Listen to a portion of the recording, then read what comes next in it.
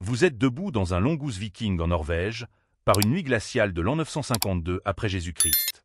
La grande salle est bondée d'hommes barbus qui boivent, rient et frappent leurs boucliers contre les tables en bois.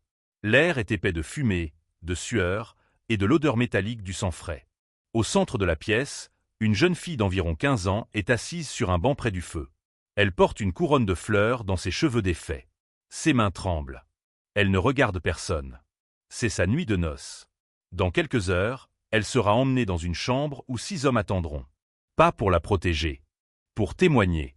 Pour s'assurer que le mariage est correctement consommé. Puis, au lever du soleil, une femme esclave sera égorgée sur un autel de pierre, son sang versé pour garantir la fertilité du couple. Et tout cela, l'histoire l'appellera tradition. Culture Viking. Cérémonie sacrée. Avant d'aller plus loin, il y a quelque chose que vous devez comprendre sur les Vikings. Tout ce que la culture populaire vous a montré, les séries télévisées, les films, les livres, présentent les Vikings comme des guerriers honorables avec un code moral strict. Des explorateurs courageux. Des hommes libres qui respectaient leurs femmes plus que les autres cultures médiévales. C'est partiellement vrai. Et complètement mensonger. Ce que les Vikings faisaient réellement lors de leur mariage, ce que leur tradition sacrée impliquait vraiment, était un système d'abus ritualisés, de violences sexuelles institutionnalisées et de meurtres cérémoniels qui révèlent quelque chose de terrifiant sur la façon dont les sociétés normalisent l'horreur dans l'appelant « culture ». Ceci n'est pas une histoire sur les coutumes vikings pittoresques. C'est une histoire sur comment le viol était transformé en cérémonie religieuse. Sur comment le meurtre devenait un acte sacré. Sur comment des milliers de femmes ont vécu des cauchemars que l'histoire a ensuite romantisés en folklore coloré. La vraie question n'est pas de savoir si les Vikings étaient de bons navigateurs. C'est de savoir comment nous avons passé 1000 ans à célébrer une culture qui considérait le viol public comme un rite de passage nécessaire. Si comprendre comment les cultures fascinantes cachent leurs atrocités derrière des mythes héroïques vous importe, restez jusqu'à la fin. Cette chaîne existe pour détruire les légendes romantiques que l'histoire populaire préfère maintenir. Laissez-moi vous montrer ce qui se passait réellement lors d'une nuit de noces vikings. L'histoire commence bien avant la cérémonie elle-même. Elle commence avec ce que les sagas vikings appellent pudiquement le brûlot, littéralement la course de la mariée. Les textes nordiques anciens décrivent cela comme un jeu romantique où le prétendant conquiert sa future épouse. La réalité, documentée dans les sagas islandaises et les chroniques d'Adam de Brême, était beaucoup plus brutale. Un homme viking qui voulait se marier identifiait d'abord une femme. Pas nécessairement dans sa propre tribu. Souvent lors de raids, de voyages commerciaux, ou simplement en visitant des villages voisins. Si elle lui plaisait, il la revendiquait par un acte appelé brûlot. Voici comment cela fonctionnait en pratique. Le guerrier et plusieurs de ses compagnons arrivaient à la maison de la femme, généralement de nuit ou tôt le matin. Ils brisaient la porte si nécessaire. Ils saisissaient la femme, parfois devant sa famille hurlante, parfois en la traînant de son lit. La saga des gens du Val au Saumon décrit un incident typique. Orstein arriva avec 15 hommes. Ils prirent la fille de force malgré les protestations de son père. Orstein la jeta sur son cheval et partit. Le père ne fit rien, sachant qu'affronter autant de guerriers signifierait la mort. Affronter. Pas poursuivre en justice. Pas demander réparation. Affronter physiquement, parce que c'était la seule option. Il n'y avait pas de loi contre le brûlot. C'était légal. Accepté. Une façon normale de commencer un mariage. La femme capturée était emmenée au village du guerrier. Là, une négociation bizarre commençait. Pas avec elle. Avec sa famille, si elle était assez importante pour que le guerrier se soucie de maintenir de bonnes relations. Sinon, pas de négociation du tout. Cette négociation portait sur le mindre le prix de la mariée. Le guerrier offrait de l'argent, du bétail, des armes, pour légaliser rétroactivement l'enlèvement. Si la famille acceptait le mindre, le kidnapping devenait officiellement un mariage. Si elle refusait, cela restait un kidnapping, mais il n'y avait rien qu'elle puisse faire. Adam de Brême, chroniqueur chrétien du XIe siècle qui a vécu en Scandinavie, écrit avec horreur que les Nordiques prennent des épouses par la force, et considèrent cela comme une preuve de virilité. Plus une femme résiste, plus l'homme est honoré pour l'avoir conquise. Conquest. Le vocabulaire de la guerre appliqué au mariage. Mais même quand le mindre était payé, même quand la famille acceptait formellement, la femme elle-même n'avait aucun mot à dire. Les sagas ne mentionnent jamais le consentement de la mariée. Pas une seule fois. Parce que son consentement était complètement irrelevant. Une fois capturée et achetée, la femme entrait dans une période de préparation avant la cérémonie officielle. Cette période, généralement 1 à 2 semaines, était supervisée par les femmes de la famille du guerrier, particulièrement sa mère. Ces femmes avaient un rôle crucial, transformer une captive terrifiée en une mariée appropriée. Cela impliquait plusieurs étapes, toutes documentées dans les sagas et les découvertes archéologiques. Premièrement, la purification rituelle. La femme était forcée de se baigner dans un bain cérémoniel préparé avec des herbes spécifiques. Ce n'était pas pour le plaisir. C'était pour la nettoyer symboliquement de sa vie précédente, de sa famille, de son identité. La saga de Grettir mentionne que les femmes lavèrent la mariée pendant 3 jours, frottant sa peau jusqu'à ce qu'elle saigne, pour enlever toute trace de son ancienne maison. Jusqu'à ce qu'elle saigne. Documenté comme une pratique normale. Deuxièmement, l'instruction. Les femmes plus âgées enseignaient à la captive ce qui était attendu d'elle. Comment se comporter lors de la cérémonie. Comment servir son nouveau mari.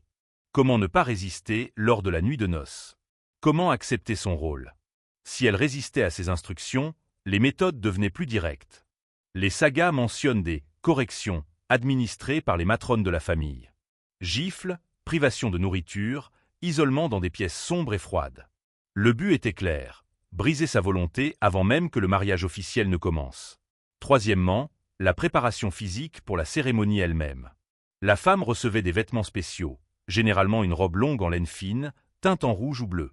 Des bijoux en bronze ou en argent, si la famille était riche. Une couronne tressée de fleurs ou de feuillages, selon la saison. Ces ornements n'étaient pas des cadeaux. C'était du camouflage.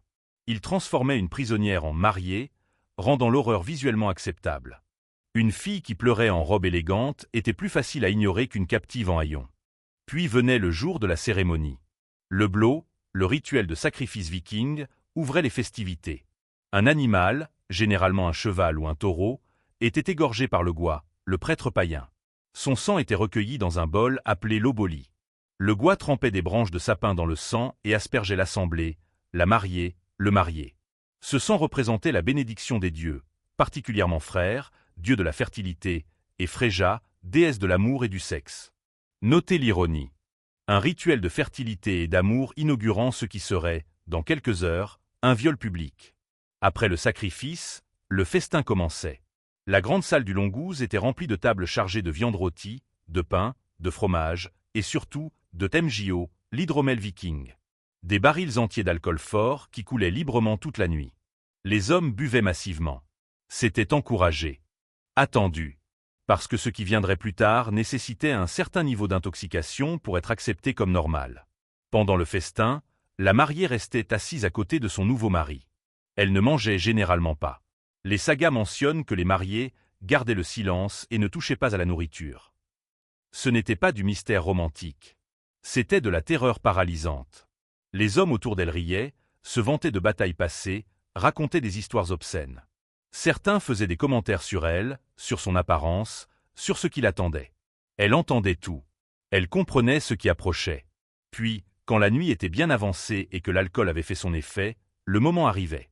Le gua se levait et annonçait qu'il était temps pour le belva, la consommation du mariage. 6 hommes étaient choisis. Pas au hasard. Ils étaient sélectionnés spécifiquement par le marié parmi ses compagnons les plus proches. Des guerriers de confiance. Des amis. Des frères parfois. Ces 6 hommes avaient un rôle sacré, être témoins de la consommation. S'assurer que le mariage était complet. Vérifier que la mariée était vierge. Confirmer que l'acte avait eu lieu correctement. La mariée était conduite dans une chambre séparée du Longouz principal. Une pièce spécialement préparée avec un grand lit au centre. Des torchers brûlaient sur les murs, éclairant chaque coin. Aucune intimité. Aucune obscurité. Tout devait être visible. Le marié entrait en premier. Puis les 6 témoins prenaient position autour du lit. Devout. Observant. Silencieux au début, puis commentant, encourageant, vérifiant. Les sagas utilisent des euphémismes élégants. Les témoins s'assuraient que l'union était complète. Ils confirmaient que la mariée était pure. Ils validaient le mariage devant les dieux. Mais d'autres sources sont plus directes. Ibn Fadlan, diplomate arabe qui a voyagé chez les Vikings en 922 et a laissé des comptes rendus détaillés, décrit une scène de mariage qu'il a observée avec horreur. Les hommes nordiques emmènent leurs nouvelles épouses dans des chambres où d'autres hommes attendent. Ils restent présents pendant l'acte. Ils parlent, rient, donnent des conseils. La femme ne peut pas refuser. Si elle résiste, ils la tiennent. Ils la tiennent. Ibn Fadlan ne décrit pas cela avec admiration. Il décrit cela comme un témoin traumatisé qui ne peut pas croire ce qu'il voit. La présence des témoins servait plusieurs objectifs dans la culture viking. Officiellement, il vérifiait la virginité de la mariée. Le sang sur les draps était la preuve attendue. Si elle ne saignait pas, cela pouvait être utilisé pour contester le mariage, pour accuser la femme d'avoir menti, pour demander le remboursement du mindre. Mais il y avait un autre objectif, plus psychologique. La présence de témoins transformait un acte privé en événement public. Elle supprimait toute possibilité d'intimité, de connexion humaine, de tendresse. Elle réduisait la femme à un objet inspecté, validé, approuvé par un comité d'hommes. Pour la mariée, c'était une humiliation calculée. Pour les témoins, c'était un lien de fraternité. Ils partageaient ce moment. Ils se souvenaient ensemble. Cela renforçait leur camaraderie masculine aux dépens de la dignité de la femme. Les sagas mentionnent que parfois, les témoins aidaient si le marié avait bu trop d'hydromel et ne pouvait pas accomplir l'acte. Cette aide n'est jamais détaillée explicitement, mais le contexte suggère que d'autres hommes pouvaient compléter la consommation si nécessaire. Completer. Le viol en groupe décrit comme une assistance technique. Après la consommation, les témoins quittaient la chambre et retournaient dans la grande salle. Il annonçait publiquement que le mariage était valide, que la mariée était vierge, que tout était accompli correctement. L'assemblée célébrait. Plus d'hydromel, plus de chants, plus de félicitations au marié pour sa conquête. La mariée, elle, restait dans la chambre, seule maintenant avec son nouveau mari. Salient. Traumatizing. Commençant la première nuit d'un mariage qu'elle n'avait jamais voulu. Mais la cérémonie n'était pas terminée. Le matin apportait un rituel encore plus sombre. Au lever du soleil, tous se rassemblaient à nouveau. Dehors cette fois, près d'un autel de pierre préparé la veille. Sur cet autel attendait une femme thrale, une esclave. Les thrales dans la société viking étaient généralement des captifs de guerre, des personnes kidnappées lors de raids, ou des descendants d'esclaves nés en captivité. Ils n'avaient aucun droit. Ils étaient considérés comme des biens, pas des personnes. Et lors des mariages vikings, sacrifier une thrale femme était considéré comme particulièrement propice. Son sang était censé garantir la fertilité du couple. Son âme était supposée servir la mariée dans l'au-delà. Ibn Fadlan décrit ce rituel avec des détails qui glacent le sang. Ils amènent une esclave au mariage. Les femmes plus âgées lui donnent de l'hydromel jusqu'à ce qu'elle soit ivre. Puis elles la conduisent à l'autel. Elle chante, danse, sourit, croyant peut-être qu'elle participe à une célébration. Le prêtre attend avec un couteau. Soudainement, deux hommes la saisissent. Le prêtre tranche sa gorge. Son sang coule sur l'autel pendant que la foule chante des prières à Fréja. Croyant qu'elle participe à une célébration. L'esclave ne savait souvent pas qu'elle allait mourir jusqu'au moment où le couteau touchait sa gorge. Parfois, les sources mentionnent que la thrale était préparée la nuit précédente. Ce qui signifiait qu'elle était également violée par plusieurs hommes, dans un écho horrible de ce que la mariée avait subi. La différence était que pour l'esclave, la nuit se terminait par la mort. Le corps de la thrale était ensuite brûlé ou enterré près de la nouvelle maison du couple. Ses possessions, généralement quelques vêtements et outils de base, étaient placées dans la tombe. Les fouilles archéologiques en Scandinavie ont découvert de nombreuses tombes de ce type. Une femme de statut inférieur enterrée près d'une maison, avec des marques de mort violentes. Ces tombes sont souvent présentées dans les musées comme servantes enterrées avec leur maîtresse. La réalité est plus sombre. Esclave assassinée lors de rituels de mariage. Pour la nouvelle épouse, regarder cette mise à mort envoyait un message clair. Voici ce qui arrive aux femmes qui n'ont aucune valeur. Tu as été épargnée parce que tu as été choisie pour produire des héritiers. Mais ne te trompe pas sur ta situation. Tu es propriété, tout comme cet esclave. Ta vie a simplement un usage différent. Après le sacrifice, la cérémonie se terminait par l'échange du morjangave, le cadeau du matin. Le marié donnait officiellement à sa nouvelle épouse des bijoux, des terres ou d'autres biens. Cela était présenté comme un geste généreux. En réalité, le morjangave servait un objectif juridique précis. Il établissait que la femme avait maintenant une certaine propriété en son nom. Si son mari mourait, elle pourrait hériter. Si elle était répudiée, elle gardait le morjangave. C'était une protection économique minimale dans une société où les femmes n'avaient presque aucun droit. Mais ce cadeau venait toujours après. Après l'enlèvement. Après l'humiliation publique. Après avoir été forcée devant témoins. Après avoir regardé quelqu'un mourir pour bénir son mariage. C'était la compensation pour tout ce qu'elle avait enduré. Des bijoux en échange de sa dignité. Et voilà comment commençait un mariage viking. Pas avec de l'amour. Pas avec du consentement. Mais avec de la violence ritualisée, de l'humiliation publique et du meurtre cérémoniel, tout emballé dans le langage de la tradition et de la religion. Mais voici ce qui rend cette histoire particulièrement troublante. Ce n'était pas secret. Ce n'était pas caché. C'était célébré. Documenté. Transmis de génération en génération comme un modèle à suivre. Les sagas islandaises, écrites des siècles après les événements mais préservant la mémoire orale, racontent ces histoires sans honte. Elles présentent le brûlot comme un acte de courage masculin. Les témoins de mariage comme des gardiens de la tradition. Le sacrifice de Thrall comme une offrande pieuse aux dieux.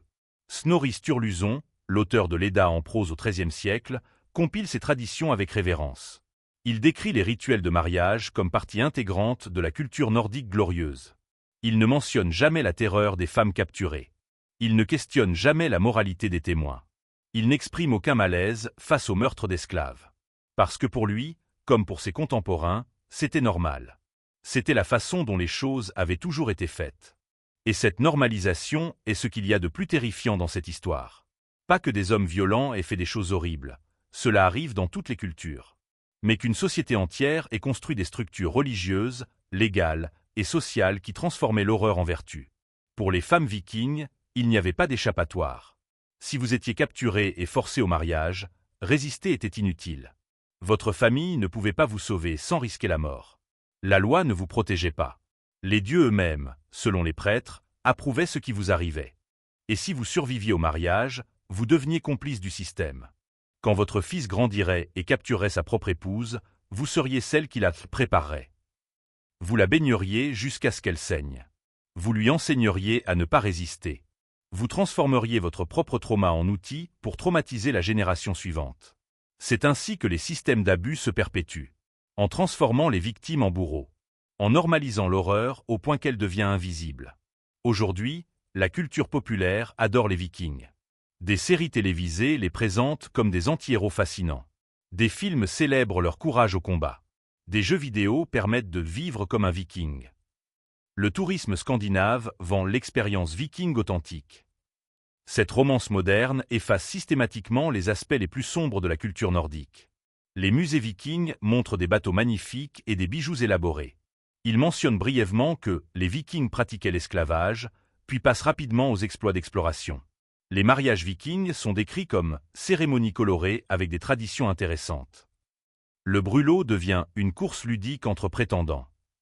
Les témoins deviennent une coutume de validation sociale. Le sacrifice de Thrall n'est souvent même pas mentionné. Cette réécriture n'est pas accidentelle. C'est un choix délibéré de préserver le mythe viking tout en supprimant les éléments qui le rendraient inacceptable au public moderne.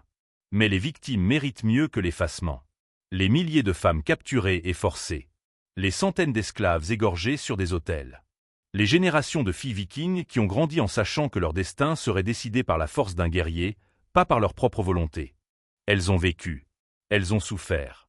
Et elles méritent d'être rappelées, pas comme des notes de bas de page romantiques dans les sagas héroïques, mais comme des êtres humains qui ont enduré un système conçu pour les détruire. Si cette histoire vous a révélé quelque chose de troublant sur comment nous romantisons les cultures du passé, sur comment les traditions fascinantes cachent souvent des horreurs systématiques, sur comment l'histoire populaire préfère les mythes héroïques aux vérités inconfortables, abonnez-vous. Cette chaîne existe pour détruire les légendes confortables que le divertissement moderne préfère maintenir. Laissez un commentaire avec vos pensées. Devons-nous continuer à célébrer la culture viking ? Comment réconcilier l'admiration pour leur réalisation avec la reconnaissance de leurs atrocités ? Les victimes de ces rituels méritent-elles plus qu'un effacement poli ? Souvenez-vous des mariés vikings. Des jeunes filles arrachées à leur famille, violées devant témoins, forcées de regarder des meurtres rituels, puis transformées en participantes du même système qui les avait détruites. Souvenez-vous des esclaves Thrall. Des femmes sans nom égorgées sur des autels de pierre pendant que des foules chantaient des prières. Leurs tombes sont dans le sol scandinave. Marquées « servantes » dans les musées, leur véritable histoire enterrée avec elles. Souvenez-vous que derrière chaque tradition colorée et rituel fascinant, il y avait des êtres humains qui souffraient. Que la culture que nous romantisons était construite sur leur douleur. Les Vikings étaient de grands navigateurs, d'habiles artisans, des explorateurs audacieux. Tout cela est vrai. Ils étaient aussi des kidnappeurs systématiques, des violeurs rituels et des meurtriers cérémoniels. Et cela aussi est vrai. L'histoire doit contenir les deux vérités, pas seulement celle qui fait de bons films.